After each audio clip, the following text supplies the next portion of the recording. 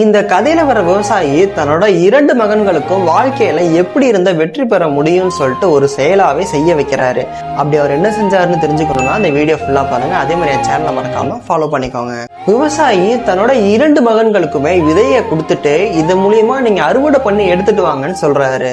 அதுல ஒரு மகன் மட்டும் செடி முளைச்சதுக்கு அப்புறம் அந்த ஒரு செடியை ரொம்ப ரொம்ப கவனமா பராமரிச்சுட்டு வந்தாரு. இன்னொரு மகன் செடி முளைச்சிருச்சு இனிமே தானா வளர்ந்துரும்னு சொல்லிட்டு ரொம்ப ரொம்ப சோம்பேறியா இருந்தாரு. சில மாதங்களுக்கு பிறகு கடினமா உழைச்ச மகனோட செடியில இருந்து அதிகமான அளவுல பழங்கள் வந்துச்சு. சோம்பேறியா இருந்த மகனோட செடி இறந்து போயிடுச்சு. அந்த ஒரு விவசாயி தன்னோட மகன்களுக்கு சொல்றாரு, வெற்றின்றது முயற்சினால மட்டும்தான் கிடைக்கும், அதிர்ஷ்டத்தினால கிடைக்கவே கிடைக்காது அப்படின்னு சொல்றாரு. நமக்குமே அதே மாதிரி தாங்க, கடினமான உழைப்பு எப்போதுமே நம்ம வாழ்க்கையில நிறைய பலனை தரும். சோம்பேறியா இருந்தோம்னா எப்போதுமே நமக்கு தோல்வி தாங்க வரும். இந்த ஒரு வீடியோ உங்க ஃப்ரெண்ட்ஸ் எல்லாத்துக்குமே ஷேர் பண்ணிவிடுங்க. உங்களோட தாட்ஸ் என்னன்றதை மறக்காம கமெண்ட் செக்ஷன்ல கமெண்ட் பண்ணிடுங்க.